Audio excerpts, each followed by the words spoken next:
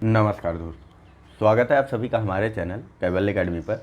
देखिए, हमारा ये घटना चक्र के राज्य व्यवस्था एवं शासन का डिस्कशन चल रहा था, जहां पर हम लोग बात कर रहे थे शासन प्रणाली के बारे में। इस चैप्टर से प्रत्येक वर्ष 1 से 2 प्रश्न हर हाल में आए हैं, तो थोड़ा सा ध्यान दीजिएगा इस पूरे के पूरे चैप्टर में। इसका एक पार्ट हमने डिस्कस कर लिया है, जिसमें अब तक हमने 37 प्रश्नों को कंप्लीट किया है। इस डिस्कशन में हम इसके आगे यानी कि क्वेश्चन नंबर 38 से शुरुआत करेंगे। तो चलिए डिस्कशन की शुरुआत करते हैं। और शुरुआत करने से पहले वही पुरानी बात, लाइक सब्सक्राइब और शेयर करना मत भूलिएगा। देखिए, थोड़ा सा सपोर्ट करते चलिए, थोड़ा सा मोटिवेट करते चलिए और साथ साथ चलते रहिए। लेक्चर को अंत तक देखने का प्रयास किया करिए, क्योंकि अंत तक देखने पर ही फ़ायदा होगा, वरना बीच के कुछ क्वेश्चन, बीच के कुछ प्रश्न आपके छूट जाया करते हैं। चलिए बात करते हैं क्वेश्चन नंबर 38 की, जो कि कथन और कारण के रूप में है। पूछा जा रहा है, कथन ए है कि भारत में संघवादिता व्यवहारिक नहीं है। कारण आर है कि भारत एक संघीय राज्य नहीं है। नीचे दिए कूट से आपको सही उत्तर चुनना है। कूट है ए तथा आर दोनों सही हैं तथा आर ए की सही व्याख्या है। बी, ए तथा आर दोनों सही हैं परंतु आर ए की सही व्याख्या नहीं है। सी, ए सही परंतु आर गलत है। और डी, ए गलत परंतु आर सही है। बार बार आपसे बोला गया, जब भी संघ की बात प्रश्नों में आए तो अपने हिंदी वाले पोर्शन को छोड़ करके इंग्लिश वाले पार्ट की तरफ बढ़िएगा और वहाँ पर देखिएगा कि वहाँ पर संघ के लिए फेडरेशन शब्द का प्रयोग किया गया है या फिर यूनियन शब्द का प्रयोग किया गया है। यदि फेडरेशन शब्द का प्रयोग किया गया है तो यह बिल्कुल जो है गलत होगा भारत के संदर्भ में, और यदि यूनियन शब्द का प्रयोग किया गया है तो वह भारत के संदर्भ में बिल्कुल सही होगा। ठीक है, फेडरेशन जो है यह अमेरिका के संघवाद को बोला गया है, अमेरिका को बोला जाता है, और भारतीय संघ को बोला जाता है यूनियन। कारण साफ है और कारण स्पष्ट है कि अमेरिका जो देश है उसका गठन राज्यों के आपसी सहमति के द्वारा हुआ है, मतलब राज्यों ने मिलकर के संघ का निर्माण किया है। और जबकि भारत में ऐसा बिल्कुल नहीं, भारत में केंद्र के द्वारा जो है राज्यों की सीमाओं आदि का निर्धारण किया गया है। भारत में जो अवशिष्ट शक्तियां यानी कि जिन शक्तियों के बारे में नहीं बात की गई है हमारे संविधान की 7वीं अनुसूची के अंतर्गत, वह सभी शक्तियां जो है केंद्र सरकार के अधीन जाती हैं, जैसे अंतरिक्ष आदि जैसे विषय हो गए। जबकि अमेरिका में अवशिष्ट शक्तियां जो है वह किसके अंतर्गत आती हैं? अमेरिका में अवशिष्ट शक्तियां जो हैं वह राज्यों के अंतर्गत आती हैं। ठीक, तो फिलहाल इस प्रश्न के बारे में अगर बात करें तो इस प्रश्न में ऑप्शन नंबर सी सही हो जाएगा। भारत में संघवादिता जो है यह व्यवहारिक नहीं है और भारत एक संघीय राज्य है। व्यवहारिक कहने का मतलब वही है कि राज्य कम शक्तिशाली हैं बजाय कि केंद्र के। ठीक है, नेक्स्ट और अगला प्रश्न देखते हैं। पूछा जा रहा है कि निम्नलिखित में से कौन एक भारत के संविधान का संघीय लक्षण नहीं है? ए, केंद्र तथा राज्यों के बीच शक्तियों का बंटवारा। बी, पूर्ण रूप से लिखित संविधान। सी, एकहरी नागरिकता। या फिर डी, स्वतंत्र न्यायपालिका। चलिए, आसान प्रश्न है, आसान जवाब है। जो ऑप्शन होगा वह होगा ऑप्शन नंबर सी, एकहरी नागरिकता। देखिए, यह संघ का लक्षण नहीं होता है। जैसे कि आप अमेरिका में देखेंगे तो वहाँ पर दोहरी नागरिकता का प्रावधान है। वहाँ पर राज्यों की अलग से नागरिकता होती है और केंद्र की अलग से नागरिकता होती है। जबकि हमारे यहाँ जो संघवादिता का प्रावधान है वह कहाँ से लिया गया है? कनाडा के संघवादिता से लिया गया है। हमारे यहाँ एकहरी नागरिकता का ही प्रावधान है। हमारे यहाँ कोई भी व्यक्ति जो होगा वह देश का नागरिक होगा, न कि किसी राज्य का नागरिक होगा। राज्य जो है अपनी तरफ से डोमिसाइल सर्टिफिकेट देते हैं, जो कि नागरिकता से संबंधित किसी भी प्रकार से, क्या कहेंगे उसको, नागरिकता से किसी भी प्रकार से संबंधित नहीं है। उसमें लिखा रहता है, आप अपने डोमिसाइल सर्टिफिकेट में इस चीज़ को देखिएगा, निवास प्रमाण पत्र में। फिलहाल एक्सप्लेनेशन को देखें तो एकहरी नागरिकता भारतीय संविधान का संघीय लक्षण नहीं है। भारतीय संविधान में एकात्मक और संघात्मक दोनों ही विशेषताएं हैं। अगर भारतीय संविधान के अंतर्गत आने वाले संघात्मक लक्षणों की बात करें तो इसके अंतर्गत लिखित संविधान, जिसमें राज्यों का संविधान भी है, देश का भी संविधान है और विभिन्न प्रशासनिक संगठन के बारे में भी बात की गई है। इस कारण हमारा संविधान विश्व के सबसे बड़े संविधानों में से एक है, या यूँ कह लीजिए तो विश्व का सबसे बड़ा लिखित संविधान हमारे देश का संविधान है। कारण इसका साफ है। और कठोर संविधान, यह भी संघीय लक्षण है। केंद्र तथा राज्यों के मध्य शक्तियों का बंटवारा यह भी संघीय लक्षण है। स्वतंत्र न्यायपालिका और न्यायपालिका की सर्वोच्चता यह भी संघीय लक्षण है। और द्विसदनी विधानमंडल भी संघीय लक्षण के अंतर्गत आता है। कैसे? तो राज्यसभा जो है वह राज्यों का प्रतिनिधित्व करती है, जबकि लोकसभा जो है वह केंद्र से संबंध रखती है या फिर उसमें केंद्रीय प्रावधानों को रखा गया है। ठीक है। और अगर बात करें एकात्मक लक्षणों की, तो एकात्मक लक्षण हमारे संविधान के एकात्मक लक्षण के अंतर्गत एकल नागरिकता, राज्यपालों की राष्ट्रपति द्वारा नियुक्ति, आपातकाल की घोषणा, अंतर्राष्ट्रीय समझौतों को लागू करना आदि के संदर्भ में संसद की शक्ति जो है यह इसका उल्लेख किया जा सकता है हमारे संविधान के एकात्मक लक्षणों के अंतर्गत। नेक्स्ट है, यहाँ पूछा जा रहा है कि भारतीय संघीय व्यवस्था में से एकात्मक तत्व पाए जाते हैं में कौन से एकात्मक तत्व पाए जाते हैं? पहला लिखित संविधान, दूसरा कठोर संविधान, तीसरा संविधान की सर्वोच्चता, चौथा राज्यपाल की नियुक्ति, पांचवा शक्तियों का विकेंद्रीकरण, छठवां राज्य विधेयकों पर राष्ट्रपति की स्वीकृति, सातवां संवैधानिक संकट या आठवां एक सर्वोच्च न्यायालय। ऑप्शन है ए पहला, तीसरा और चौथा, और चौथा कह रहा हूँ, पहला, तीसरा और सातवां, बी दूसरा, पांचवां और आठवां, सी पहला, दूसरा और पांचवां, या डी चौथा, छठवां और सातवां, अथवा ई उपर्युक्त में से कोई नहीं। एकात्मक तत्वों पर विचार करना है आपको। चलिए, अभी अभी हमने क्या क्या देखा एकात्मक तत्वों के अंतर्गत? लिखित संविधान का होना, कठोर संविधान का होना, और बताइए शक्तियों का विकेंद्रीकरण, और बताइए अभी अभी देखा है हमने। यह सारे जो है संघीय संविधान के लक्षण हैं। एकात्मक तत्वों की बात यहाँ पर की जा रही है। एकात्मक तत्वों के अंतर्गत राज्यों में राज्यपालों की नियुक्ति, राज्य के विधेयकों पर राष्ट्रपति की स्वीकृति, संवैधानिक संकट की स्थिति, यानी कि चौथा, छठवां और सातवां, यह सभी आ जाएंगे हमारे संविधान के एकात्मक तत्वों के अंतर्गत, यानी कि ऑप्शन नंबर डी यहाँ पर सही हो जाएगा, है कि नहीं? चौथा, छठवां और सातवां। ठीक है। अब यहाँ इनके एक्सप्लेनेशन को समझने का प्रयास करते हैं। इन्होंने ऑप्शन नंबर ई को चुना है, उपर्युक्त में से कोई नहीं। कारण ये क्या दे रहे हैं, देखिए ऑप्शन नंबर ई नहीं, ऑप्शन नंबर डी को ही चुना है, सॉरी। ठीक है, तो कारण कुछ भी दे, चीज़ें सारी सही हैं, तो इतना लंबा एक्सप्लेनेशन देखने की ज़रूरत बिल्कुल भी नहीं है। नेक्स्ट और अगला प्रश्न देखते हैं। यहाँ पर भी सेम प्रश्न है। पूछा जा रहा है कि इनमें से कौन भारतीय संघीय व्यवस्था में एकात्मक तत्व है? पहला शक्तियों का विकेंद्रीकरण, दूसरा राज्यपालों की नियुक्ति। देखिए सीधा सीधा समझने का प्रयास करिए। जब एकात्मक लक्षण और संघीय लक्षण की बात करें तो आपको फोकस करना है कि कहाँ पर राज्यों की शक्तियाँ किस प्रावधान से कम हो जा रही हैं, बस वही होगा एकात्मक लक्षण। और कहाँ पर राज्यों की शक्तियाँ केंद्र की शक्ति के समान हो रही है या फिर राज्यों की शक्ति केंद्र की शक्ति से अधिक हो जा रही है, वहाँ पर कहा जाएगा संघीय लक्षण। ठीक है, तो आपातकाल के माध्यम से क्या होगा, राज्यों की शक्तियाँ सीमित कर दी जाती हैं। अब राज्यों में राज्य के प्रमुख की नियुक्ति जो है वह राष्ट्रपति करता है, तब वहाँ पे क्या होगा, राज्यों की शक्ति तो सीमित हो गई। इसी प्रकार से अन्य विभिन्न प्रावधान। ठीक है, तो फिलहाल यहाँ पर देखिए, पहला है शक्तियों का विकेंद्रीकरण, दूसरा है राज्यपालों की नियुक्ति, तीसरा है राज्यसभा में असमान प्रतिनिधित्व, चौथा है न्यायिक पुनर्विलोकन, पांचवां अखिल भारतीय सेवाएं और छठवां द्विसदनात्मक व्यवस्थापिका। कूट है ए 1, 3 और 4, बी 2, 3 और 5, सी 3, 5 और 6, डी 2, 4 और 5, अथवा ई उपर्युक्त में से कोई नहीं। विचार करिए। देखिए राज्यों में राज्यपालों की नियुक्ति, राज्यसभा में असमान प्रतिनिधित्व, अखिल भारतीय सेवाएं यानी कि जो यूपीएससी के संदर्भ में जो सेवाएं होती हैं, जो केंद्रीय सेवाएं होती हैं, जिनके अंतर्गत राज्यों में नियुक्तियां की जाती हैं, लेकिन नियुक्ति कौन करता है, केंद्र सरकार करती है। तो राज्यों की शक्ति सीमित। असमान प्रतिनिधित्व से किस प्रकार से राज्यों की शक्ति सीमित हो रही है? देखिए होता क्या है कि जब असमान प्रतिनिधित्व, तो राज्यसभा में क्या बात कही, सभी को समान सीटें नहीं हैं, तो कुछ राज्यों की शक्तियां अधिक हो गई हैं, कुछ राज्यों की शक्तियां सीमित हो गई। वह अपनी बात उतने प्रभावी तरीके से, अपने बातों का समर्थन सदन में उतने प्रभावी तरीके से कर ही नहीं पाते जितने प्रभावी तरीके से करने की उम्मीद की जाती है।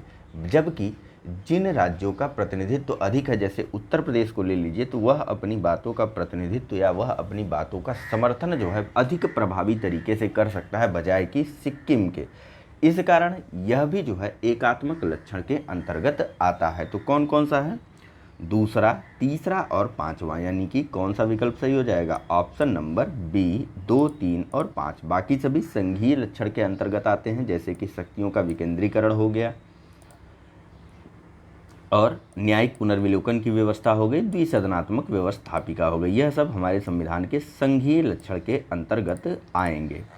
नेक्स्ट देखते हैं, पूछा जा रहा है यहाँ पर कि भारत में संघीय व्यवस्था से संबंधित निम्नलिखित कथनों पर विचार कीजिए या बताइए कि कौन सा सही है।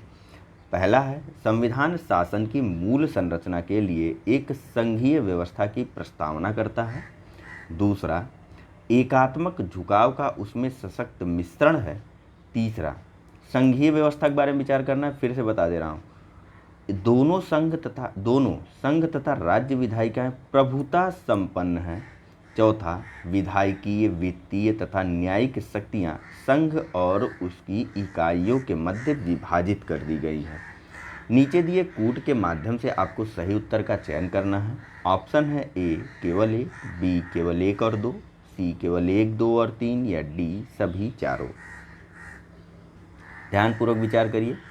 चलिए, आपने सही विचार किया है, ऑप्शन नंबर बी सही हो जाएगा। राज्य की विधायिकाएं प्रभुता संपन्न, या राज्य ही जब प्रभुता संपन्न नहीं है तो वहाँ की विधायिका कहाँ से प्रभुता संपन्न हो जाएगी। और विधायकीय और वित्तीय शक्तियों का विभाजन राज्य और केंद्र के मध्य किया गया है, जबकि न्यायिक शक्तियां पूर्णतया एकीकृत हैं। इनका अपना अलग एक क्रम चलता है, नीचे से लोअर कोर्ट से लेकर के ऊपर के सुप्रीम कोर्ट तक, high court, lower court, supreme court, यह अलग से एक प्रक्रिया है या अलग से एक व्यवस्था है हमारे संविधान के अंतर्गत। इनका विभाजन केंद्र और राज्यों के मध्य बिल्कुल भी नहीं किया गया है। तो यहीं से ये दोनों कथन गलत हो जाते हैं, बाकी ऊपर के दोनों कथन बिल्कुल सही है। हमारे संविधान में एकात्मक झुकाव का सशक्त मिश्रण है। संघीय संविधान होने के साथ साथ हमारे संविधान में एकात्मकता का सशक्त मिश्रण किया गया है और यह मूल संरचना का भाग है संविधान की संघीय व्यवस्था या फिर देश की संघीय व्यवस्था। आइए एक्सप्लेनेशन को देखते हैं। देखिए, भारतीय संविधान द्वारा शासन की मूल संरचना के लिए एक संघीय व्यवस्था की प्रस्तावना की गई है। फिर भी एकल नागरिकता और केंद्र की राज्यों की तुलना में अधिक शक्तियां इसको एकात्मक झुकाव प्रदान करती हैं। राज्य की विधायिकाएं रक्षा और वैदेशिक मामलों समेत अनेक संदर्भों में केंद्र से अलग नहीं हैं और साथ ही यहाँ न्यायिक शक्तियों का अलग सोपानबद्ध क्रम है। संघ और राज्यों के मध्य इनका किसी भी प्रकार से विभाजन नहीं है। नेक्स्ट और अगला प्रश्न देखते हैं, यह कथन और कारण के रूप में है। कथन ए है कि भारत का राष्ट्रपति परोक्षतः निर्वाचित होता है। परोक्षतः कहने का अर्थ है अप्रत्यक्ष रूप से निर्वाचित होता है। और कारण आर है कि भारत में संसदीय प्रणाली को गणतंत्रवाद के साथ जोड़ा गया है। ऑप्शन है ए, दोनों ए और आर सत्य हैं तथा आर ए का एक मान्य स्पष्टीकरण है। बी, दोनों ए और आर सत्य हैं परंतु आर ए का एक मान्य स्पष्टीकरण नहीं है। सी, ए सही परंतु आर गलत है। और डी, ए गलत परंतु आर सही है। इस प्रश्न का उत्तर बिल्कुल आसान है यदि आप एक शब्द से परिचित हैं, गणतंत्रवाद से। यह होता क्या है, जिसके बारे में पिछले लेक्चर में, इसी चैप्टर के पिछले लेक्चर में हमने बात की है। देखिए, फिर से आपको छोटा सा मोटा बताता हूँ कि जहाँ पर आनुवांशिक रूप से राज्य के प्रमुख की नियुक्ति नहीं होती है, वहाँ पर गणतंत्रवाद की संकल्पना मानी जाती है या गणतंत्रवाद वहाँ पर विद्यमान होता है। या यूँ कह लीजिए तो जहाँ पर राज्य के प्रमुख की नियुक्ति, राज्य का प्रमुख कहने का मतलब केंद्र सरकार का प्रमुख, ठीक है, देश का प्रमुख, ठीक है, इंटरनेशनल लेवल पे राज्य जो है वह देश को बोला जाता है, ठीक है। तो जहाँ पर राज्य क्या कहते हैं, देश ले लेता हूँ मैं, जहाँ पर देश के प्रमुख की नियुक्ति जो है उसकी आनुवांशिकता के आधार पर नहीं होता है। जैसे कि मान लीजिए कि पिछले राष्ट्रपति अगर प्रणब मुखर्जी थे तो इस बार के राष्ट्रपति प्रणब मुखर्जी के बेटे, यानी कि इस प्रकार की आनुवांशिक व्यवस्था तो है नहीं। हमारे यहाँ राष्ट्रपति का निर्वाचन अप्रत्यक्ष रूप से यानी कि परोक्षतः होता है, ठीक है, जिसमें या फिर जिसकी विभिन्न प्रकार की प्रक्रियाएं हैं, अपनी अलग से प्रक्रियाएं हैं, जिसमें जो है हमारे निर्वाचित प्रतिनिधि किसी न किसी प्रकार से भाग लेते हुए हमारा और आपका प्रतिनिधित्व करते हैं राष्ट्रपति के चुनावों में। तो इसमें क्या कौन सा सही हो जाएगा? इसमें सही हो जाएगा ऑप्शन नंबर ए और आर दोनों ही सही हैं और आर ए का एक मान्य स्पष्टीकरण है। ठीक है, चलिए एक्सप्लेनेशन को देखते हैं इसके बाद। देखिए, भारत का राष्ट्रपति परोक्षतः या अप्रत्यक्ष रूप से निर्वाचित होता है। भारत में संसदीय प्रणाली को गणतंत्रवाद से जोड़ा गया है, जिसमें कोई अनुवांशिक शासक नहीं होता है और राज्य के सभी प्राधिकारी प्रत्यक्ष या अप्रत्यक्ष रूप से जनता के द्वारा निर्वाचित होते हैं। नेक्स्ट और अगला प्रश्न देखते हैं, यह भी कथन और कारण के रूप में है, जिसमें कथन ए है कि राजनीतिक दल लोकतंत्र के जीवन रक्त हैं। कारण आर है कि लोग खराब शासन के लिए सामान्यतः राजनीतिक दलों को कोसते हैं। आपको बताना है कि उपयुक्त संदर्भ में कौन सा कथन जो है वह सही है। ए और आर दोनों सही हैं तथा आर ए का सही स्पष्टीकरण है। बी, ए और आर दोनों सही हैं किंतु आर सही स्पष्टीकरण नहीं है ए का। सी, ए सही किंतु आर गलत है, या डी, ए गलत किंतु आर सही है। चलिए देखिए, इसमें से कथन से तो आप सभी लोग सहमत होंगे। जो थोड़ा बहुत कन्फ्यूजन कर रहा होगा वह कारण आर कर रहा होगा, लेकिन जब आप लोग कथन से सहमत हैं कि राजनीतिक दल जो है वह लोकतंत्र के जीवन रक्त हैं, बस यहीं से लेना शुरू करिए। थोड़ा सा बायो में चलते हैं, ठीक है। अब अगर आपका रक्त दूषित हो जाएगा, ठीक है, या आपको कोई बीमारी हो गई, जैसे त्वचा संबंधी कोई बीमारी हो गई, आप डॉक्टर के पास जाते हैं तो वह क्या बोलता है? भैया ऐसा करो, एक सिरप आता है, एक टॉनिक आता है साफ़ी, जिसको पी लो, जिससे जो है आपका ब्लड जो है वह साफ़ हो जाएगा। इस कारण जो है आपकी त्वचा संबंधी विकार या त्वचा संबंधी यह रोग जो है दूर हो जाएगा। सिंपल सी बात है, सिंपल सा लॉजिक है। आप भी अपने मित्र को भी यही सलाह देते हैं यदि उसको भी थोड़ी बहुत कील मुहासे की समस्या होती है तो। अब जब हमने यहाँ पर इस चीज़ को देखा कि हम साफ़ी पी करके अपना खून साफ़ कर सकते हैं, यानी कि हमारे खून में कोई न कोई दिक्कत थी, हमारे ब्लड में कोई न कोई प्रॉब्लम थी, जिस कारण से जो है हमको विभिन्न रोग हो रहे थे। अब खराब शासन, शासन कौन करता है? शासन राजनीतिक दल करते हैं, ठीक है, और राजनीतिक दल लोकतंत्र के जीवन रक्त हैं। अब रक्त ही जब दूषित हो गया यानी कि खराब हो गया है तो आप किसे कोसेंगे? रक्त को ही तो कोसेंगे, यानी राजनीतिक दलों को तो ही कोसेंगे। आसान है कि नहीं? ऑप्शन नंबर ए सही हो गया। ए और आर दोनों सही हैं और आर ए का सही स्पष्टीकरण है।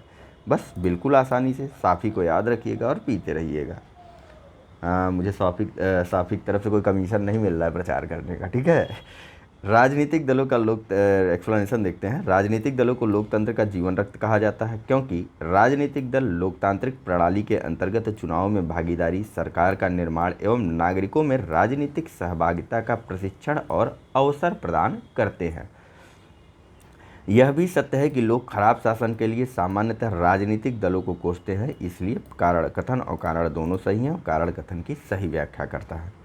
अगला प्रश्न है कि भारत में दल विहीन प्रजातंत्र किसने प्रस्तावित किया? ए, S.A. डांगे, बी, राम मनोहर लोहिया, सी, महात्मा गांधी, या डी, जयप्रकाश नारायण। चलिए, तो जो सही आंसर है वह है ऑप्शन नंबर सी और डी दोनों ही, ठीक है। जयप्रकाश नारायण और महात्मा गांधी दोनों ने ही भारत में दल विहीन प्रजातंत्र को प्रस्तावित किया था। दल विहीन प्रजातंत्र का अर्थ क्या है कि लोग जो है वह अपने अपने क्षेत्रों से विभिन्न लोग खड़े होंगे, चुनाव जीतेंगे और उसके बाद वह सदन में जाएंगे जहां पर उनके द्वारा कार्यपालिका का गठन किया जाएगा और वह राजनीतिक दल की भावना से प्रेरित न होकर के राष्ट्रीय भावना से प्रेरित होकर के काम करेंगे। इस प्रकार का कुछ विचार होता है दल विहीन प्रजातंत्र का, जिसको प्रस्तावित महात्मा गांधी और जयप्रकाश नारायण दोनों ने ही किया था, ठीक है। नेक्स्ट और अगला प्रश्न है कथन और कारण के रूप में, जिसमें कथन ए है कि भारत की संघात्मक संरचना का मुख्य उद्देश्य इसकी बहुआयामी विविधताओं में से एक राष्ट्र का निर्माण करना और राष्ट्रीय एकता को संरक्षित करना था। कारण आ रहा है कि विविधताओं के समंजन से एक सशक्त न कि कमज़ोर भारतीय राष्ट्रीयता का निर्माण हुआ है। नीचे दिए विकल्पों में से आपको सही उत्तर का चयन करना है। ऑप्शन है ए गलत और आर सत्य है, बी, ए और आर दोनों अपने आप में सत्य हैं और आर ए की सही व्याख्या है, सी, ए और आर दोनों अपने आप में सत्य हैं लेकिन आर ए की सही व्याख्या नहीं है, और डी, ए सत्य पर आर गलत है। जरा सा विचार करिए, आसान है प्रश्न। चलिए सोचते हैं। देख, ये तो हम सभी मानते हैं कि हमारे यहाँ बहुआयामी विविधता है, ठीक है। मतलब तमिलनाडु में कुछ और भाषा है, कुछ और संस्कृति है, कुछ और कल्चर है। उत्तर प्रदेश की कुछ अपनी भाषा, कुछ अपना कल्चर, कुछ अपनी संस्कृति है। उत्तर प्रदेश के प्रत्येक ज़िले के अंदर अपनी कुछ अलग भाषा, कुछ अलग संस्कृति है। इसी प्रकार से बिहार ले लीजिए, मध्य प्रदेश ले लीजिए, तमिलनाडु, केरल ले लीजिए, कर्नाटक ले लीजिए, आंध्रा ले लीजिए, जम्मू कश्मीर ले लीजिए, किसी को भी ले लीजिए, सब जगह की अपनी एक अलग विविधता, अपना एक अलग कल्चर है। लेकिन इन सब के माध्यम से हमारी जो संघ की संघात्मक संरचना की गई, उसके माध्यम से एक सशक्त राष्ट्र और राष्ट्रीय एकता को संरक्षित करने का प्रयास किया गया है। और इस कारण यानी कि इन विविधताओं के आपस में मिल जाने से एक मजबूत भारतीय राष्ट्रीयता का निर्माण हुआ है, ठीक है। यानी कि कौन सा सही हो जाएगा? ऑप्शन नंबर बी सही हो जाएगा कि ए और आर दोनों सही हैं और आर ए की सही व्याख्या करता है। थोड़ा सा पानी पी लो। सॉरी।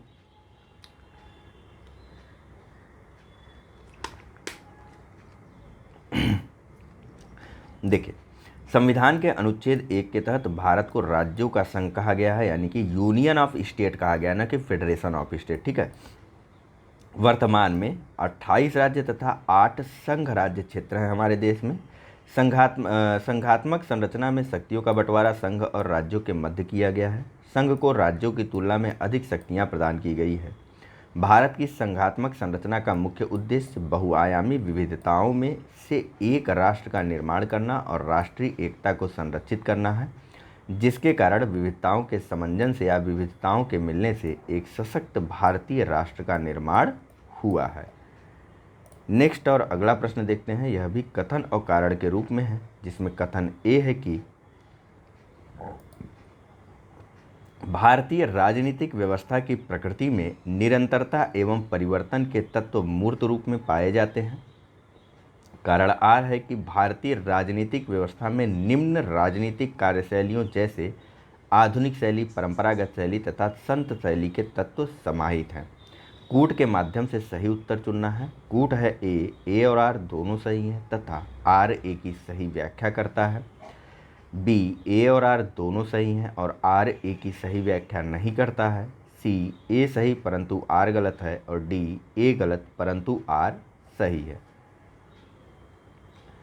आसान है, ऑप्शन नंबर ए सही हो जाएगा। भारतीय राजनीतिक व्यवस्था की प्रकृति में कंटिन्यूटी और थोड़ा बहुत परिवर्तन यानी कि चेंज जो है वह स्वीकार्य है। यह मूर्त रूप में पाए जाते हैं हमारी राजनीतिक व्यवस्था में, ठीक है। कभी राजनीतिक व्यवस्था जो है वह मजबूत हो जाता है केंद्र, कभी केंद्र कमज़ोर हो जाता है, कभी राज्य मजबूत, कभी केंद्र मजबूत। इस प्रकार की प्रक्रियाएँ हमारे देश में विद्यमान हैं, ठीक है। हमारी राजनीतिक व्यवस्था में आधुनिक शैली भी है, परंपरागत शैली भी है और संत शैली के तत्व भी समाहित हैं पूरी तरीके से, ठीक है।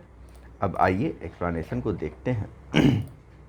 देखिए, भारतीय राजनीतिक व्यवस्था की प्रकृति में मौर्य काल से लेकर के आधुनिक युग तक अपने विशिष्ट तत्व आज भी मूर्त रूप से विद्यमान हैं।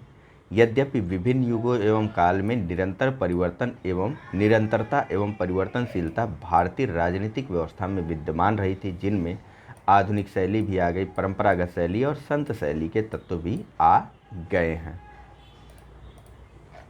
नेक्स्ट और अगला प्रश्न देखते हैं। यह भी कथन और कारण के रूप में है। कथन ए है कि महिलाएं, दलित, निर्धन एवं अल्पसंख्यक समूह भारत में लोकतंत्र के सबसे बड़े दावेदार हैं। कारण आर है कि भारत में लोकतंत्र अधिक आत्मसम्मान की कामना का वाहक बनकर के उभरा है। ए दोनों ए और आर सत्य है तथा आर ए का एक मान्य स्पष्टीकरण है। बी दोनों ए तथा आर सत्य हैं परंतु आर ए का एक मान्य स्पष्टीकरण नहीं है। सी ए सही परंतु आर गलत है और डी ए गलत परंतु आर सही है। चलिए, तो आसान प्रश्न है, ऑप्शन नंबर ए सही हो जाएगा। अगर आप पिछले लेक्चर को देखे होंगे तो आसानी से इस प्रश्न का आंसर दे सकते थे। देखिए, कमज़ोर तबकों के लिए ही लोकतंत्र की प्रणाली आई। मजबूत लोग जैसे अंबानी और अडानी हो गए, यह सब आसानी से अपने अधिकारों को प्रयोग में ला सकते हैं, अपने अधिकारों को प्रवर्तित करवा सकते हैं या अपने कल्याण को सुनिश्चित कर सकते हैं। रह जाते हैं दबे कुचले लोग, जिसमें सामान्यतया शामिल रहती हैं महिलाएं, दलित वर्ग, निर्धन वर्ग और अल्पसंख्यक समूह। तो किसी भी देश, भारत को छोड़िए, किसी भी देश में लोकतंत्र के सबसे बड़े दावेदार या अधिकारों के सबसे बड़े दावेदार या अधिकारों की सबसे ज़्यादा आवश्यकता इन्हीं दबे कुचले लोगों को होती है। ठीक है, और भारत में लोकतंत्र चूँकि बहुत अच्छे से प्रैक्टिस में किया जा रहा है, व्यवहार में बहुत अच्छे से लोकतंत्र को लाया गया, इस कारण यह इन लोगों के आत्मसम्मान की कामना का वाहक भी बन करके उभरा है। आइए एक्सप्लेनेशन को देखते हैं। देखिए, महिलाएं, दलित, निर्धन तथा अल्पसंख्यक समूह भारत में लोकतंत्र के सबसे बड़े दावेदार हैं, क्योंकि लोकतंत्र उनके व्यक्तिगत अधिकारों की रक्षा कर उनके आत्मसम्मान तथा गरिमा को बढ़ाता है। नेक्स्ट है कि भारतीय संविधान के वृहद होने का कारण है। ए, इसमें अनेक संविधानों के अनुभव समाविष्ट हैं। बी, इसमें विस्तृत प्रशासकीय प्रावधान है। सी, यह एक बड़े देश के शासन से संबंधित है। या डी, यह संघ तथा राज्य सरकारों का संविधान है। चलिए, एक तरीके से देखें तो यह चार के चारों कथन ही सही हैं, लेकिन फिर भी अगर यह प्रश्न दोबारा और रिपीट करके पूछेगा इस प्रकार का प्रश्न, तो आप ऑप्शन नंबर डी के साथ जाइएगा। लेकिन चार के चारों ही कथन सही हैं, लेकिन जो बेस्ट आंसर है वह ऑप्शन नंबर डी है। ठीक है, देखिए, भारत का संविधान जो है यह विश्व का सबसे विस्तृत संविधान है। इसके वृहद होने का कोई एक कारण नहीं है, बल्कि इसमें अनेक संविधानों के अनुभव डाले गए हैं। इसमें विशेष प्रशासकीय प्रावधान किए गए हैं। एक बहुत बड़े देश के संविधान से संबंधित या शासन से संबंधित है, और साथ ही साथ इसमें संघ और राज्य सरकार दोनों के ही संविधान समाहित किए गए हैं। इस कारण हमारा संविधान थोड़ा बड़ा हो गया है। नेक्स्ट है, पूछा जा रहा है कि निम्नलिखित में से कौन सा कथन सत्य है। ए, संयुक्त राज्य अमेरिका में सरकार की संघीय प्रणाली है। बी, भारत में सरकार की संघीय और एकात्मक दोनों प्रकार की प्रणाली है। सी, फ्रांस में सरकार की संघीय प्रणाली है। या डी, पाकिस्तान में प्रधानमंत्री की नियुक्ति वहाँ की जनता के द्वारा होता है। आप बस एक चीज़ करिए, फिर से बता रहा हूँ, जहाँ संघ आ जाए वहाँ अंग्रेजी वाले पार्ट पर जाइए, यूनियन और फेडरेशन को देखिए। हमारे संविधान की हमारे यहाँ संघ की संकल्पना कहाँ से ली गई? कनाडा के।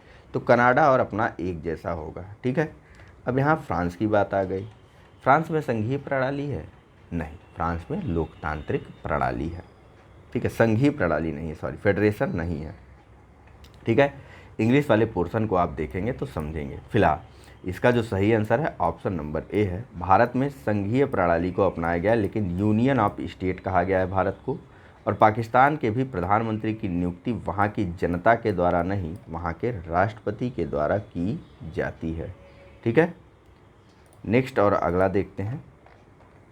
इसके पहले एक्सप्लेनेशन को देख लेना। देखिए, अमेरिका के संविधान में संघीय प्रणाली का स्पष्ट उल्लेख है। भारत के संविधान में भारत को राज्यों का संघ बताया गया है, किंतु संविधान के कुछ प्रावधान राज्यों की अपेक्षा केंद्र को ज़्यादा शक्तिशाली बनाने पर जोर देते हैं। इस कारण कुछ विद्वान भारत के संविधान को संघात्मक एवं एकात्मक प्रणालियों का मिश्रण मानते हैं, लेकिन भारतीय संविधान एकात्मक प्रणाली का लक्षण लिए हुए मूल रूप से एक संघीय संविधान है। ठीक है, नेक्स्ट है कि नीचे वही है कथन और कारण के रूप में प्रश्न है, जिसमें कथन ए है कि भारतीय संघवाद व्यवस्था को अर्ध संघात्मक कहा जाता है। कारण आर है कि भारत में एक स्वतंत्र न्यायपालिका है जिसे न्यायिक पुनर्निरीक्षण का अधिकार है। कूट के माध्यम से सही उत्तर का चयन करना है। कूट है ए और आर दोनों सही हैं और आर ए की सही व्याख्या करता है। बी, ए और आर दोनों सही हैं परंतु आर ए की सही व्याख्या नहीं करता है। सी, ए सत्य परंतु आर गलत है। और डी, ए गलत परंतु आर सत्य है। थोड़ा विचार कीजिए, तब तक मैं आता हूँ। चलिए तो कौन सा सही हो जाएगा बताइए। देखिए, न्यायपालिका आपसे पहले ही बताया गया, इसका संघवाद से कोई और किसी प्रकार से लेना देना नहीं है। इसकी अपनी अलग से प्रक्रिया है, अलग से अपना सोपानबद्ध क्रम बना हुआ है। लोअर कोर्ट है, हाई कोर्ट है या फिर अपर कोर्ट यानी कि सुप्रीम कोर्ट है। ठीक है, तो लेकिन बात तो सही कह रहा है ना कि न्यायपालिका स्वतंत्र है और न्यायिक पुनरीक्षण का अधिकार भी है। वहीं पहला अगर स्टेटमेंट देखें, पहला कथन, तो भारतीय संघवाद व्यवस्था को अर्ध संघात्मक कहा जा सकता है। किस संदर्भ में? न तो अधिक कठोर है, न तो अधिक लचीला है हमारा संविधान, न तो संघ की तरफ है, न तो राज्य की तरफ, न तो केंद्र की तरफ ज़्यादा है, न राज्य की तरफ। ठीक है, हालांकि कुछ दशाओं में केंद्र को यह ज़्यादा महत्व भी देता है। इस कारण से हमारे संघवाद को अर्ध परिसंघीय संघवाद भी कहा गया है, या अर्ध संघात्मक संविधान भी कहा गया है, या हमारे संघ को अर्ध संघात्मक भी कहा गया है। तो बस कौन सा स्टेटमेंट सही हो जाएगा? ऑप्शन नंबर बी कि ए और आर दोनों सही है, लेकिन आर ए की सही व्याख्या नहीं करता है।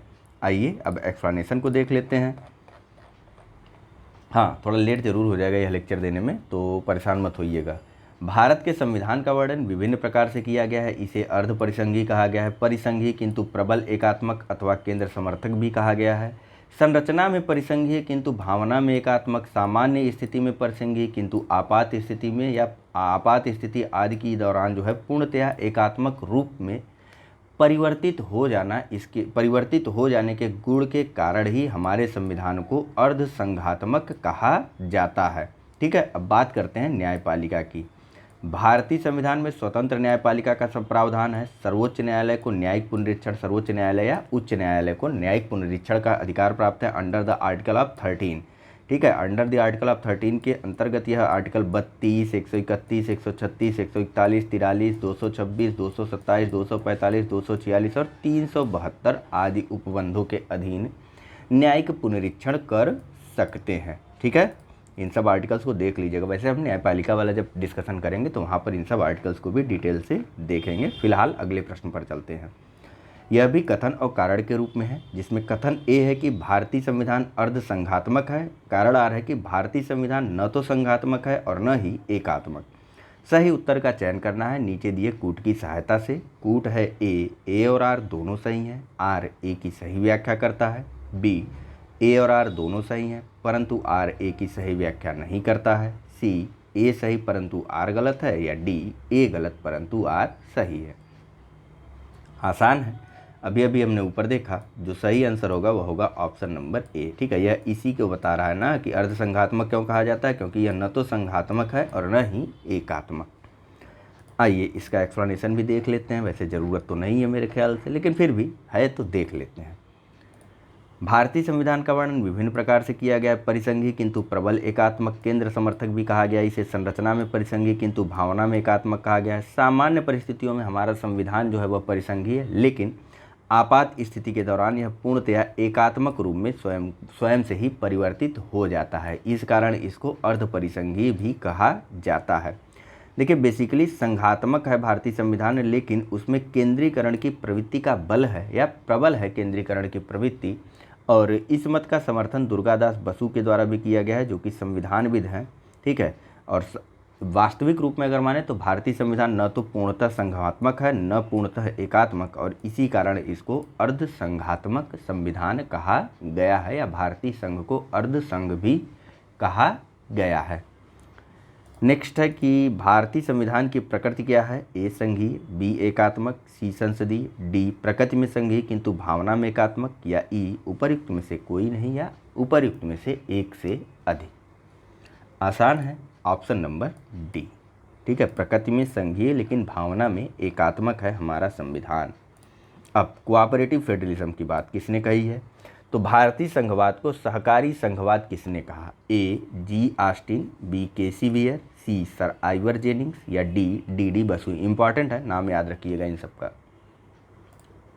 चलिए, तो हमारे भारतीय संविधान को कोऑपरेटिव फेडरलिज्म या फिर सहकारी संघवाद कहा है जी ऑस्टिन ने। ठीक है, देखिए,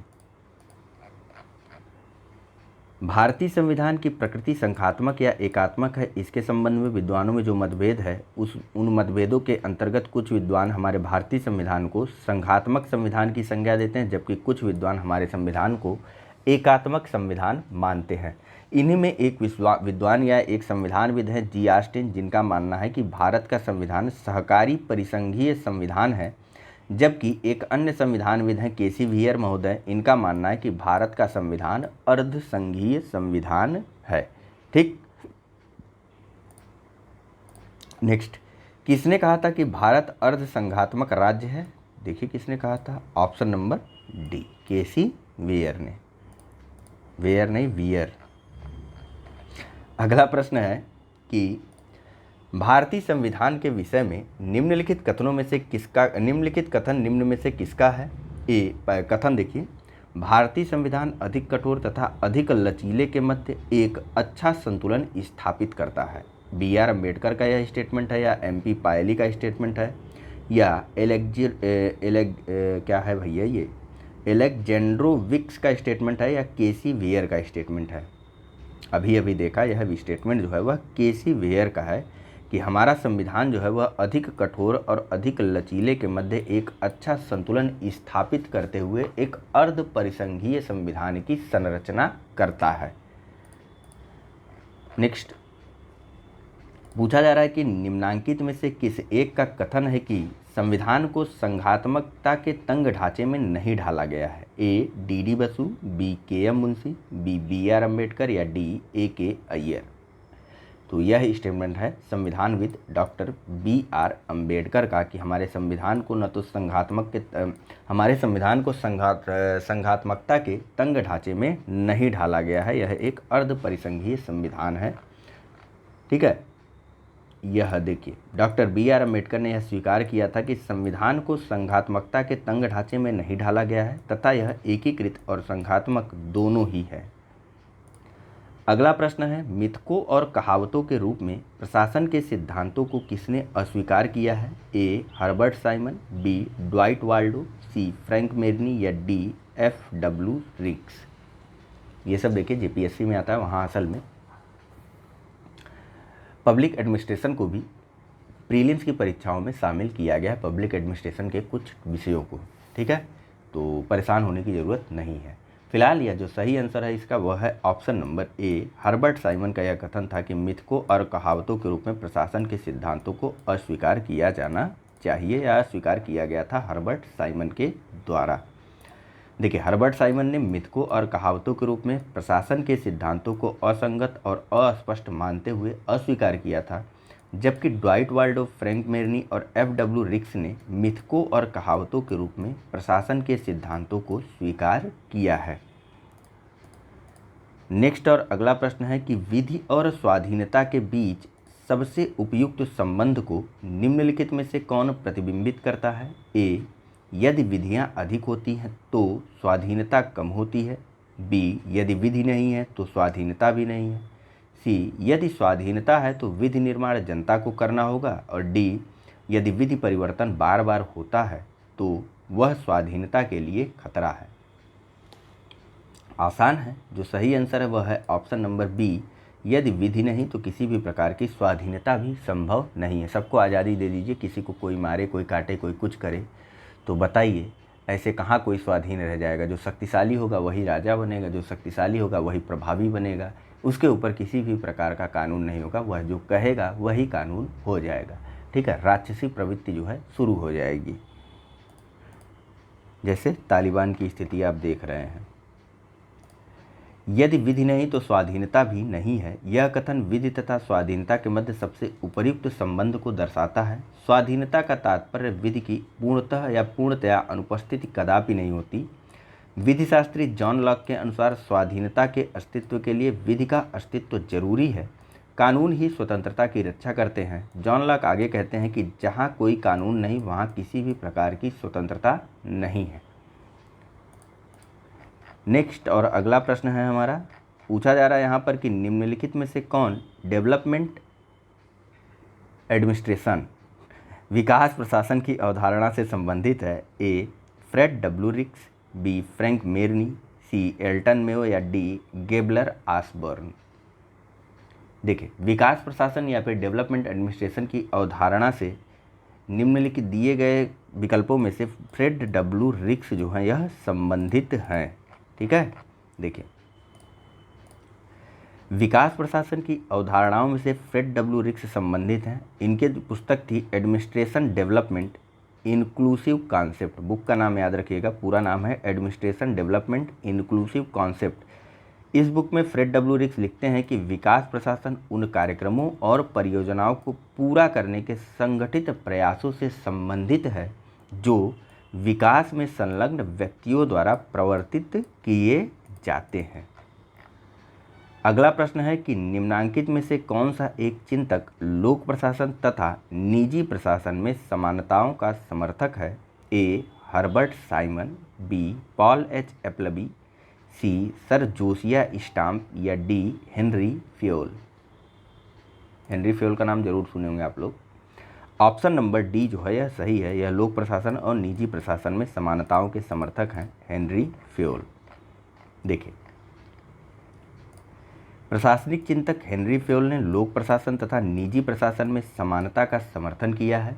इनके अनुसार अब हमारे सामने अनेक प्रकार के प्रशासन विज्ञान नहीं है, बल्कि केवल एक ही प्रशासन है जिसे निजी और सार्वजनिक मामलों में समान रूप से उपयोग में लाया जा सकता है। नेक्स्ट और अगला प्रश्न है कि यदि हमारी सभ्यता विफल होती है तो यह मुख्यतः प्रशासन के ध्वस्त होने के कारण होगा। यह कथन दिया गया है ए. एल.डी. वाइट के द्वारा, बी. अलेक्जेंडर पोप के द्वारा, सी. डब्ल्यू.बी. डानहम के द्वारा या डी. एडमंड बर्ग के द्वारा। चलिए, इसका जो सही आंसर है वह है ऑप्शन नंबर सी. डब्ल्यू.बी. डानहम ने यह स्टेटमेंट दिया था कि यदि हमारी सभ्यता विफल होती तो इसका जो मुख्य कारण होगा वह होगा प्रशासन का ध्वस्त होना। ठीक है, नेक्स्ट, गणतंत्रीय अवधारणा से संबंधित निम्नांकित में से कौन एक नहीं है? ए. एक राज्य जिसमें जनता सर्वोच्च हो, बी. सर्वोच्च शक्ति निर्वाचित प्रधान में निहित हो, सी. सर्वोच्च शक्ति एक राजा के समान एक ही व्यक्ति में निहित हो, या डी. एक ऐसी सरकार जो जनता द्वारा निर्वाचित प्रतिनिधियों की हो।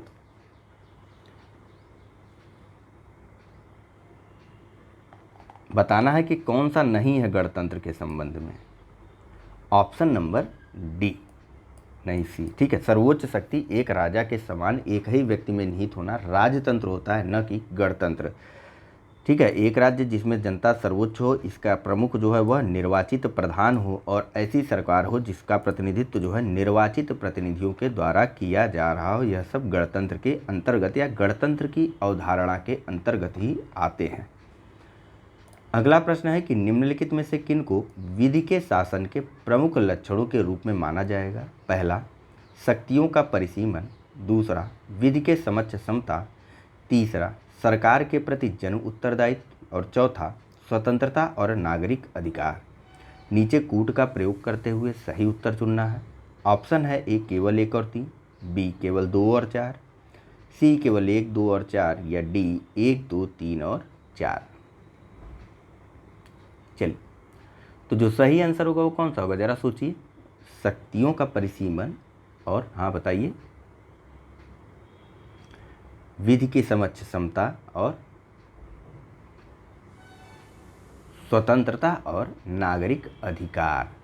ठीक है, यानी कि ऑप्शन नंबर सी यहाँ पर सही हो जाएगा। विधि के समक्ष समता जो है यह विधि के शासन के प्रमुख लक्षणों के रूप में नहीं आता है। यहाँ देखिए, प्रोफेसर डायसी थे, इन्होंने 1885 में एक पुस्तक लिखी जिसका नाम था द लॉ ऑफ कॉन्स्टिट्यूशन। यहाँ पर इनके द्वारा विधि के शासन के 3 लक्षण बताए गए थे। तो विधि के शासन के कितने लक्षण हैं? 3 लक्षण हैं। किसने बताया था? प्रोफेसर डायसी ने। कब बताया था? तो 1885 में अपनी पुस्तक द लॉ ऑफ कॉन्स्टिट्यूशन में। महत्वपूर्ण बुक है, महत्वपूर्ण राइटर है और महत्वपूर्ण लक्षण है। जानते चलिए विधि की सर्वोपरिता में क्या आता है। तो इसका तात्पर्य होता है विधि सर्वोच्च है तथा राज्य या व्यक्ति की स्वेच्छाचारिता का अभाव होता है इसमें, अर्थात किसी भी व्यक्ति को केवल विधि के उल्लंघन हेतु ही दंडित किया जा सकता है, अन्य किसी हेतु नहीं। स्वेच्छाचारिता का अभाव शक्तियों के परिसीमन के रूप में प्रतिबिंबित होता है, मतलब शक्तियों को सीमित किया जाता है, चाहे व्यक्ति हो या राज्य हो। दूसरा, विधि के समक्ष समता, पर्याप्त विधि के लिए सभी समान और कोई भी विधि से ऊपर नहीं होता है। ठीक है। और तीसरा है विधिक भावना की प्रबलता, यानी कि इसका क्या अर्थ होता है, संविधान के सामान्य सिद्धांत व्यक्तियों के अधिकार स्वतंत्रताओं का निर्धारण करने वाले न्यायिक विनिश्चयों का परिणाम है। सरकार के प्रति जन उत्तरदायी, ये छोड़िए, हम सरकार के प्रति कैसे जिम्मेदार हो रहे हैं यह विधि के शासन में थोड़ी ना आता है। सरकार हमारे प्रति कितनी जिम्मेदार है यह आता है, ठीक है, विधि के शासन के समक्ष। नेक्स्ट और अगला प्रश्न है कि निम्नलिखित कथनों पर विचार कीजिए। संवैधानिक सरकार वह है, पहला, जो राज्य की सत्ता के हित में व्यक्ति की स्वतंत्रता पर प्रभाव, 1, 2 और 4 था, तीसरा नहीं, पिछले वाले में ध्यान रखिएगा। यहाँ देखिए, संवैधानिक सरकार कौन सी है यह बताना है आपको। पहला, जो राज्य की सत्ता के हित में व्यक्ति की स्वतंत्रता पर प्रभावकारी प्रतिबंध लगाती है। दूसरा, जो व्यक्ति की स्वतंत्रता के हित में राज्य की सत्ता पर प्रभावकारी प्रतिबंध लगाती है। उपरोक्त कथनों में से कौन सा कथन सही है? ऑप्शन है ए केवल 1, बी केवल 2, सी 1 और 2 दोनों, या डी न तो 1 और न ही 2। देखिए, संवैधानिक सरकार वह सरकार होती है जो व्यक्ति की स्वतंत्रता के हित में राज्य की सत्ता पर प्रभावकारी प्रतिबंध लगाती, जैसे कि हमको मूल अधिकार दे दिया गया है, ठीक है। तो यानी कि ऑप्शन नंबर बी यहाँ पर सही हो जाएगा। देखिए, संवैधानिक सरकार की शक्ति का स्रोत संविधान होता है। संवैधानिक सरकार व्यक्ति की स्वतंत्रता के हित में राज्य की सत्ता पर प्रभावकारी प्रतिबंध लगाती है। राज्य की निरंकुश सत्ता से व्यक्तिगत स्वतंत्रता के हितों को सुरक्षित रखने के उद्देश्य से ही ब्रिटेन और अमेरिका में संविधानवाद का उदय हुआ था। एक संवैधानिक सरकार में नागरिकों की स्वतंत्रताओं के संरक्षण हेतु संस्थागत क्रियाविधियां भी विद्यमान रहती हैं। विभिन्न संस्थाओं का गठन किया गया रहता है, बस इतना जानिए आप, ताकि हमारे मूलभूत अधिकारों की रक्षा की जा सके, ठीक है, या फिर राज्य की शक्तियों पर सीमा आरोपित की जा सके। अगला प्रश्न है कि परिभाषा से संवैधानिक सरकार का अर्थ है। ए, विधानमंडल द्वारा सरकार, बी, लोकप्रिय सरकार, सी, बहुदलीय सरकार, या डी, सीमित सरकार। तो जब मूल अधिकार मिल गए तो सरकार तो सीमित हो गई, तो जो संवैधानिक सरकार है वह सीमित सरकार के रूप में कार्य करती है, ठीक है। परिभाषा से संवैधानिक सरकार का अर्थ होता है सीमित सरकार। इसका तात्पर्य है सरकार एवं इसके तीनों अंग, विधायिका, कार्यपालिका तथा न्यायपालिका का जो सोर्स है वह है संविधान, और ये सभी जो है संविधान में निहित उपबंधों के अधीन ही कार्य करते हैं। संविधान सरकार द्वारा अपने नागरिकों पर लागू किए जाने वाले कानूनों और नीतियों पर कुछ सीमाएं लगाता है। ये सीमाएं उस रूप में मौलिक होती हैं कि सरकार कभी भी उसका उल्लंघन नहीं कर सकती है, ठीक है। जैसे हमारे मूल ढांचे जो बताए गए हैं उनका उल्लंघन सरकार किसी भी दशा में नहीं कर सकती है। नेक्स्ट है कि राज्य व्यवस्था के संदर्भ में निम्नलिखित में से किस एक को आप स्वतंत्रता की सर्वाधिक उपयुक्त व्याख्या के रूप में स्वीकार करेंगे? ए, राजनीतिक शासकों की तानाशाही के विरुद्ध संरक्षण, बी, नियंत्रण का अभाव, सी, इच्छानुसार कुछ भी करने का अवसर, या डी, स्वयं को पूर्णतः विकसित करने का अवसर।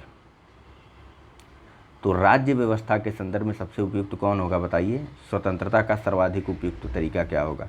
ऑप्शन नंबर डी, स्वयं को पूर्णतः अगर आपको विकसित करने का अवसर मिलता है तो आप सर्वाधिक और उपयुक्त रूप से स्वतंत्र हैं, ठीक है। एक्सप्लेनेशन देखते हैं।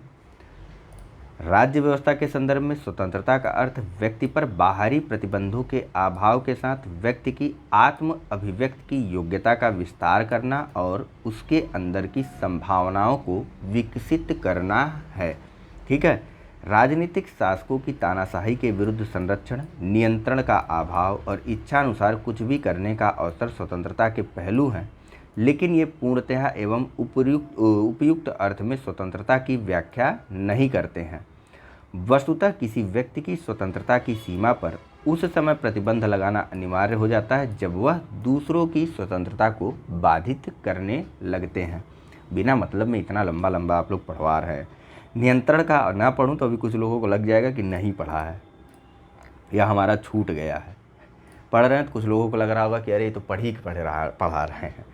फिलहाल नियंत्रण का अभाव एवं इच्छानुसार कुछ भी करने का अवसर के अंतर्गत किए गए कार्य यदि दूसरों पर असर डालते हैं या इनसे बाकी लोग प्रभावित होते हैं तो उनकी स्वतंत्रता पर प्रतिबंध लगाया जा सकता है। वहीं स्वयं को पूर्णतः विकसित करने का अवसर स्वतंत्रता की वह स्थिति है जिसमें लोग अपनी रचनात्मकता और क्षमताओं का विकास करते हैं, जिसका अर्थ है स्वतंत्रता व्यक्ति की रचनाशीलता, संवेदनशीलता और क्षमताओं के भरपूर विकास को बढ़ावा देती है। और यह विकास खेल, कला, विज्ञान, संगीत, रिसर्च किसी भी क्षेत्र में हो सकता है। ठीक है, वास्तव में यदि आपको स्वतंत्र कर दिया जाए, पूर्णतया आपको कह दिया जाए आप स्वतंत्र है, तो आप सड़क पर गाड़ी कहीं भी खड़ी कर दें, ऐसे समझ लीजिए, तो आप बीचों बीच सड़क पर खड़ी कर दें। अब बाकी आने जाने वाले लोगों की तो स्वतंत्रता बाधित हो गई ना, आपकी गाड़ी की वजह से या आपकी स्वतंत्रता की वजह से। तो यही चीज़ इस पूरे एक्सप्लेनेशन में ये बताना चाह रहे हैं कि आप उस हद तक स्वतंत्र हैं जिस हद तक आपको स्वयं को पूर्णतः विकसित करने का अवसर प्राप्त हो जाए। इसके बाद आप विकसित नहीं हैं, और यदि इस अवसर में भी है जो पूर्णतः विकसित करने का आपको अवसर दिया जा रहा है, उसमें भी आप इस प्रकार से अपनी स्वतंत्रता का अनुसरण करते हैं या अनुपालन करते हैं जिसके कारण किसी अन्य की स्वतंत्रता बाधित हो गई, जैसे यहाँ पर आपने गाड़ी लगा दी सड़क पे, तब आपकी स्वतंत्रता को वहाँ पर बाधित किया जाएगा, आपको रोका जाएगा, आपकी गाड़ी को आपसे हटवाया जा सकता है, आप पर कुछ कार्रवाई की जाएगी।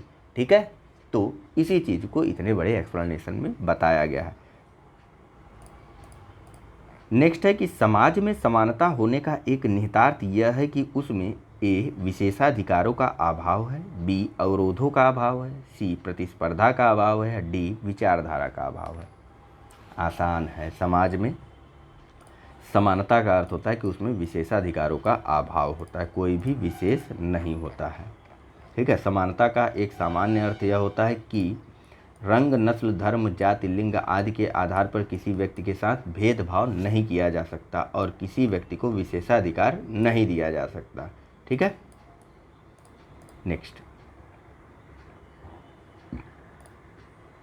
भारत एवं अमेरिका की राजनीतिक व्यवस्थाओं के बीच निम्नलिखित में से कौन सी विशेषता समान है? पहला, अवशिष्ट शक्तियां केंद्र के पास हैं। दूसरा, अवशिष्ट शक्तियां राज्यों के पास हैं। तीसरा, राष्ट्रपति के पास पॉकेट वीटो की शक्ति है। और चौथा, उच्च सदन में कुछ मनोनीत सदस्य होते हैं।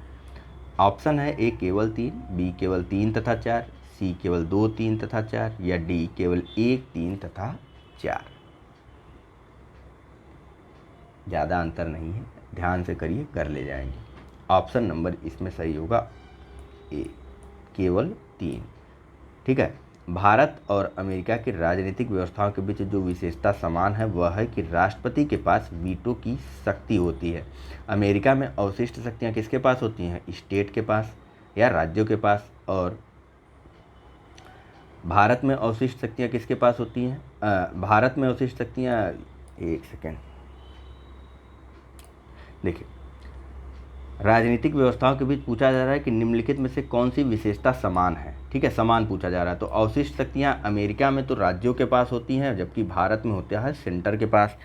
अब पहला कथन भारत के संदर्भ में सही हो गया, दूसरा कथन अमेरिका के संदर्भ में सही हो गया। अब उच्च सदन में अमेरिका में मनोनीत सदस्य होते हैं? नहीं, उच्च सदन में हमारे यहाँ 12 सदस्यों को मनोनीत किया जाता है, न कि अमेरिका में। ठीक है, अमेरिका में जो सभी सदस्य होते हैं उच्च सदन के, उन सबका प्रत्यक्षतः निर्वाचन होता है, डायरेक्टली वो सब इलेक्ट होकर के आते हैं। जबकि पॉकेट वीटो की अगर बात करें तो राष्ट्रपति के हमारे पॉकेट वीटो की शक्ति ली ही गई है अमेरिका के राष्ट्रपति से, लेकिन हमारे यहाँ के राष्ट्रपति के पॉकेट वीटो की शक्ति अधिक होती है बजाय कि अमेरिका के राष्ट्रपति के पॉकेट वीटो की शक्ति से, क्योंकि हमारे यहाँ राष्ट्रपति कितने भी समय तक अपने पास किसी भी बिल को रख सकता है, जबकि अमेरिका के राष्ट्रपति को 10 दिनों के अंदर अंदर उस बिल को वापस करना होता है या बताना होता है कि वह अपनी मंजूरी दे रहा है या नहीं दे रहा है। ठीक है, आइए एक्सप्लेनेशन को देखते हैं। देखिए, किसी भी विधेयक पर कोई भी कार्रवाई, चाहे वह सकारात्मक हो या नकारात्मक, न करने की राष्ट्रपति की शक्ति को पॉकेट वीटो के रूप में जाना जाता है। भारतीय राष्ट्रपति तथा अमेरिकी राष्ट्रपति दोनों ही पॉकेट वीटो की शक्ति रखते हैं। यद्यपि अमेरिकी राष्ट्रपति की यह शक्ति भारतीय राष्ट्रपति की अपेक्षाकृत कम है, क्योंकि अमेरिकी राष्ट्रपति को विधेयक पर कोई कार्यवाही न किए जाने की स्थिति में 10 दिन में विधेयक को वापस करना होता है, जबकि भारतीय संविधान में राष्ट्रपति हेतु ऐसी किसी समयावधि का उल्लेख नहीं है। ठीक, भारत तथा भारत तथा अमेरिका की राजनीतिक व्यवस्थाओं के बीच पॉकेट वीटो की विशेषता ही समान है। भारत में अवशिष्ट शक्तियां केंद्र के पास, अमेरिका में राज्यों के पास। अमेरिका में उच्च सदन के सभी सदस्य प्रत्यक्षतः निर्वाचित होते हैं। भारत की उच्च सदन यानी कि राज्यसभा में राष्ट्रपति के द्वारा 12 सदस्यों का मनोनयन किया जाता है। किन क्षेत्रों से किया जाता है बताइए जरा कमेंट करके, तो पढ़ाया गया है आपको। नेक्स्ट, दूसरे प्रशासनिक आयोग के कौन से प्रतिवेदन ने भारत में सुशासन की बाधाओं की पहचान की? ए, शासन में नैतिकता। बी, नागरिक केंद्रित प्रशासन, शासन का केंद्र बिंदु। सी, ई शासन को बढ़ावा। या डी, स्थानीय शासन। यह सभी चैप्टर्स हैं सेकेंड ARC या सेकेंड एडमिनिस्ट्रेटिव रिफॉर्म कमीशन की रिपोर्ट के, ठीक है, या दूसरे प्रशासनिक आयोग के सभी चैप्टर्स हैं। तो फिलहाल इसका जो सही आंसर है वह है, एक सेकंड सही से बैठ जाऊँ मैं, इसका जो सही आंसर है वह है ऑप्शन नंबर बी, नागरिक केंद्रित प्रशासन या शासन के केंद्र बिंदु में दूसरे प्रशासनिक आयोग में बात की गई है सुशासन के बाधाओं की, या सुशासन की बाधाओं की पहचान की गई है। ठीक है, देखिए द्वितीय प्रशासनिक सुधार आयोग के प्रतिवेदन संख्या 12 में ये मत याद रखिएगा, नागरिक केंद्रित प्रशासन, शासन का केंद्र बिंदु में भारत में सुशासन के बाधाओं की पहचान की गई तथा सुशासन के लिए आवश्यक पूर्व शर्तों का भी उल्लेख किया गया है। मेंस के लिए अगर टाइम निकलेगा तो सेकंड ARC रिपोर्ट आपको कंप्लीट करवा दी जाएगी। फिलहाल नेक्स्ट क्वेश्चन देखते हैं। पूछा जा रहा है कि भारतीय संघवाद में विविधताओं में एकता को प्रोन्नत करने हेतु निम्नलिखित में से किन संस्थानों को आवश्यक माना गया है? ए, अंतर्राज्यीय परिषद एवं राष्ट्रीय विकास परिषद। बी, वित्त आयोग एवं क्षेत्रीय परिषद। सी, एकल न्यायिक व्यवस्था एवं अखिल भारतीय सेवाएं। या डी, उपरोक्त सभी। विविधताओं में एकता, थोड़ा विचार कीजिए, मतलब सबको कुछ न कुछ मिलना चाहिए और सबकी अपनी विशेषता बनी रहनी चाहिए। तो यह कहाँ से सुनिश्चित होगा? यह ऑप्शन नंबर डी से सुनिश्चित होगा। न्यायपालिका सबको न्याय देगी, अखिल भारतीय सेवाएं सब जगह जाएंगी। एक ही आदमी, उत्तर प्रदेश का आदमी केरल में ड्यूटी करेगा, केरल का आदमी उत्तर प्रदेश में ड्यूटी करेगा, थोड़ा थोड़ा कल्चर का मिक्सअप होगा। अंतर्राज्यीय परिषद और राष्ट्रीय विकास परिषद, वित्त आयोग, क्षेत्रीय परिषद, आइए इन सब के बारे में देखते हैं। देखिए, भारतीय संघवाद में विविधताओं में एकता को प्रोन्नत करने हेतु उपरोक्त सभी संस्थान आवश्यक हैं। अंतर्राज्यीय परिषद, राष्ट्रीय विकास परिषद, वित्त आयोग, क्षेत्रीय परिषद, एकल न्यायपालिका, अखिल भारतीय सेवा, यह सभी भारतीय संघवाद में एकता को प्रोत्साहित करते हैं, जिससे संघ और राज्य आपस में जुड़े रहते हैं। आर्टिकल 263 में अंतर्राज्यीय परिषद का उल्लेख है। राज्यों के आपस में तथा संघ से विवाद की स्थिति में राष्ट्रपति द्वारा अंतर्राज्यीय परिषद का गठन किया जाता है। अब नेक्स्ट, योजनाओं के निर्माण में राज्यों की भागीदारी के लिए राष्ट्रीय विकास परिषद की स्थापना की जाती है, जिसका अध्यक्ष प्रधानमंत्री और सदस्य राज्यों के मुख्यमंत्री होते हैं। नेक्स्ट, कर संघ और राज्यों के बीच कर, वित्त आयोग की बात हो रही है, ठीक है, संघ और राज्यों के बीच करों के शुद्ध आगमों, संचित निधि में राज्यों के राजस्व में सहायता, अनुदान को शासित आदि करने के लिए अनुच्छेद 280 के तहत राष्ट्रपति द्वारा वित्त आयोग की स्थापना की जाती है। नेक्स्ट बात कर रहे हैं अगले के बारे में, किसके बारे में? रीजनल काउंसिल या क्षेत्रीय परिषद के बारे में। केंद्र और राज्यों के बीच और राज्यों के आपसी मतभेदों को स्वतंत्र और निष्पक्ष विचार विमर्श के माध्यम से सुलझाने के लिए क्षेत्रीय परिषदों की स्थापना की जाती है। क्षेत्रीय परिषदों का प्रधान गृह मंत्री होता है। ठीक है, अब नेक्स्ट, न्यायपालिका। भारत में एकल न्यायपालिका की व्यवस्था को अपनाया गया है, जिसमें उच्चतम न्यायालय सर्वोच्च है और इसके द्वारा दिया गया निर्णय सर्वमान्य और अंतिम होता है। अब सबसे अंत में अखिल भारतीय सेवाएं, तो अनुच्छेद 312 में अखिल भारतीय सेवाओं का उल्लेख किया गया है, जो अपनी सेवाएं संघ और राज्य दोनों के लिए देते हैं। इसी के साथ इस लेक्चर का और इस चैप्टर का अंतिम प्रश्न है। पूछा जा रहा है कि निम्नलिखित में से किस दशक में भारत की संसदात्मक व्यवस्था केंद्रीयता से संघवाद की ओर खिसकी थी? बस गठबंधन की ओर कब बढ़ रही थी ये बताना है आपको। एक पार्टी की सरकार से हटते हुए दूसरे विभिन्न पार्टियों की सरकारें जब बनने लगी थी उसके बारे में ध्यान करिए ज़रा। तो जो सही आंसर है वह है ऑप्शन नंबर सी। 1980 के दशक से भारत में संसदात्मक व्यवस्था जो है वह केंद्रीयता से संघवाद की ओर खिसकने लगी थी। पढ़ाते पढ़ाते थोड़ा सा मेरा भी जोश जो है वह डाउन हो गया। अब आप लोग लाइक करते करते जो है थोड़ा सा मोटिवेट कर दीजिएगा ताकि अगला लेक्चर अच्छे से और पढ़ा सकूं। देखिए, यद्यपि 1960 से 70 के दशक से ही विभिन्न राज्यों में विपक्ष का उभार होने लगा था और कुछ राज्य कांग्रेस के हाथ से निकल भी गए थे, परंतु वास्तव में भारत में संसदात्मक व्यवस्था केंद्रीयता से संघवाद की ओर 1980 के दशक 71 से 80 के बीच में खिसकी, जब बहुत से राज्यों में कांग्रेस पार्टी का बहुमत नहीं रहा था। ठीक है, फिलहाल नेक्स्ट जो अगला चैप्टर होगा हमारा वह होगा राष्ट्रीय प्रतीकों से संबंधित। बहुत छोटा सा चैप्टर है, चाहे तो अभी कर सकते हैं, लेकिन अभी मेरे ख्याल से कुछ ज़्यादा हो गया है, तो रहने देते हैं। Thank you very much for discussion. Channel को लाइक, सब्सक्राइब और शेयर करना मत भूलिएगा। धन्यवाद।